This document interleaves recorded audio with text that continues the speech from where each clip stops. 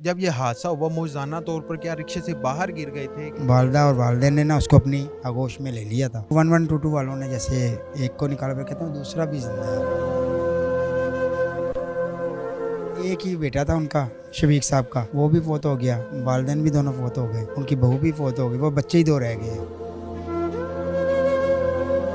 हमारे साथ नासिर साहब मौजूद हैं जो कि दामाद थे शबीर साहब के, और इनसे जानते हैं कि अब तक क्या इतलात हैं, पोस्टमार्टम करवा लिया गया या नहीं करवाया। अस्सलाम वालेकुम। वालेकुम सलाम। सर, पोस्टमार्टम कितनी देर बाद हुआ? पोस्टमार्टम उन्होंने 2 बजे शुरू किया है आज, तो तकरीबन उन्होंने शाम ही कर दी है। तो अब वो लेकर आ रहे हैं, रास्ते में हैं। तो बहुत ज़्यादा ही, मैं तो मरीम नवाज साहब से काफ़ी चैनल्स पर इंटरव्यू दिए हैं, मैं यही कहा है कि आप बहुत अच्छी हैं, बड़े अच्छे काम करती हैं, पर आप इसका भी मसला हल करवाएं कि कितनी ज़्यादा ज़लालत उठानी पड़ती है। एक तो हम लोगों का कोई पौदगी किसी की हो जाती है और ऊपर से फिर उसको जलील भी किया जाता है कि वो छोटे छोटे बच्चे, 2 अब बच्चे हैं। मरीम नवाज साहब को चाहिए कि उन बच्चों के लिए कोई कफ़ालत के लिए कोई ऐसा काम करे कि उन बच्चों के लिए मुस्तकबिल के लिए कोई अच्छा काम हो जाए। अच्छा सर, मुझे बताइएगा, रात का ये हादसा है और बताया दिया गया था, इतलात ये आई थी कि मौके पर डेथ हो गई थी, और मौके पर डेथ होने के बाद फिर 15-16 घंटे के बाद पोस्टमार्टम होना, इसकी क्या वजह? वो पता नहीं, वो कह रहे हैं जी अभी करवा लें, नहीं करवाएं, अच्छा सुबह करेंगे। रात को क्यों नहीं किया गया?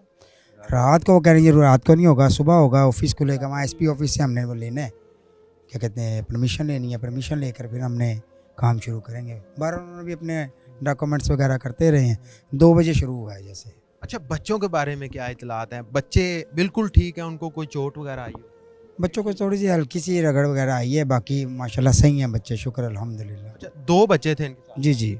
दोनों बच्चे जब ये हादसा हुआ मुझजाना तौर पर क्या रिक्शे से बाहर गिर गए थे? कैसे वो नहीं, बच गए? रक्शे के अल्लाह कह के रहे करम हैं, रक्शे के अंदर ही थे जैसे। वालदा और वालदेन ने ना उसको अपनी आगोश में ले लिया था। से। अच्छा। जी। तो वो 1122 वालों ने जैसे एक को निकाला, फिर कहता हूँ दूसरा भी जिंदा है। जैसे उनको अल्लाह पाक ने ज़िंदगी तंदुरुस्त दी उनको। अच्छा, वालिद और वालदा ने उनको अपनी आगोश में ले लिया था, इस वजह से वो बच जी जी। गए। ये जी, एक वालिद और वालदा का ही जिगरा हो सकता है कि वो अपनी जान को खतरे में डालकर अपने बच्चे को बचा। सही बात है, बिल्कुल सही बात। अब वो बच्चे किधर हैं? अब वो नानी क्या आएंगे, अब आगे में है। अच्छा, अभी इस वाक़े को गुज़रे तकरीबन 24 घंटे गुज़र चुके हैं। अब तक कोई मुतलका एमएनए एमपी आया हो, हुकूमत का कोई बंदा आया हो? नहीं नहीं, कोई नहीं आया मेरे ख्याल से।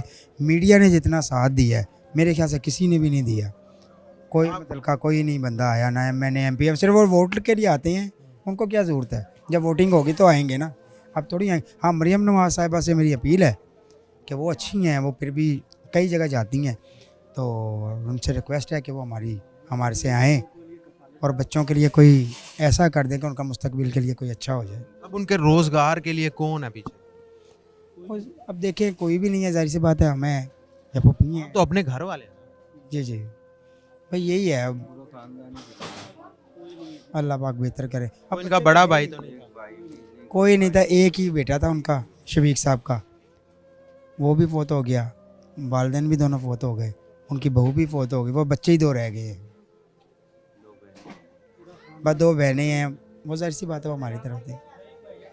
बिल्कुल जी, सुन रहे थे आप इनकी बात। अब मज़ीद इनका वक़्त नहीं मैं ले सकता, अफ़सोस का लम्हा है। इनकी यही इल्तिजा है हुकूमत से कि उन बच्चों का रोज़गार लगाया जाए ताकि उनके लिए आसानी हो सके, क्योंकि उनका पीछे अब कमाने वाला कोई नहीं है।